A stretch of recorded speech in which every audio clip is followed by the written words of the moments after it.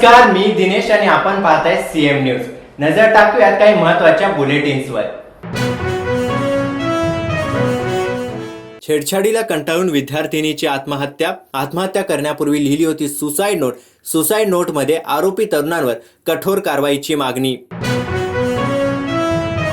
ठाण्यातील प्रियासिंग हल्ल्याप्रकरणी तिघांना अटक, गुन्ह्यात वापरलेले वाहनही जप्त, तपासासाठी करण्यात आली होती एसआयटी स्थापन। शिवसेना आमदार अपात्रता प्रकरणी आजपासून अंतिम सुनावणी, पुढील 3 दिवस म्हणजेच 20 डिसेंबर पर्यंत होणार सुनावणी। या प्रकरणी आता 10 जानेवारी पर्यंत अंतिम निकाल लागणार। ज्येष्ठ अभिनेत्री तनुजा यांची प्रकृती खालावली, जुहू येथील रुग्णालयात उपचार सुरू, प्रकृती स्थिर असल्याची माहिती। नागपुरातील सोलर कंपनीत भीषण स्फोट, 9 जणांचा मृत्यू। या स्फोटाची तीव्रता खूप जास्त असल्याने मृतांचा आकडा वाढण्याची शक्यता। परभणीत ट्रक आणि क्रुझरच्या धडकेत भीषण अपघात, 6 जण जखमी तर 3घांचा दुर्दैवी मृत्यू। मारुतीच्या दर्शनासाठी गेले होते भाविक।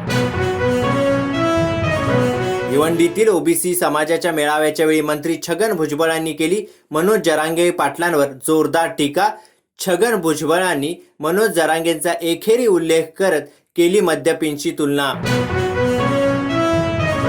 छगन भुजबळांच्या आरोपांना मनोज जरांगेंनी दिलं उत्तर, जन्मापासून ते आतापर्यंत दारू माझ्या अंगाला शिवली असेल किंवा दारूचा स्पर्श जरी झाला असेल तरी मी जिवंत समाधी घेतो, आणि दारूला स्पर्श केला नसेल तर त्यांनी जिवंत समाधी घ्यावी, माझं ओपन चॅलेंज आहे, असं मनोज जरांगे पाटील म्हणाले।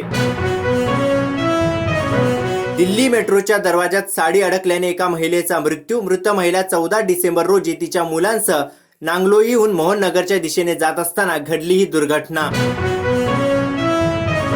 अभिनेत्री सई लोकूर झाली आई, सोशल मीडियावरून शेअर केली आनंदाची बातमी। अनेक चाहते तसंच अनेक कलाकारांकडून सई लोकूरवर शुभेच्छांचा वर्षाव। भारतीय संघाकडून पहिल्या एकदिवसीय सामन्यात दक्षिण आफ्रिकेचा 8 गडी राखून पराभव।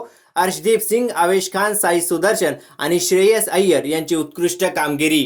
बुलेटिन मध्ये आता वेळ झाली इथेच थांबण्याची, परंतु आणखीन अपडेटसाठी पाहत राहा सीएम न्यूज।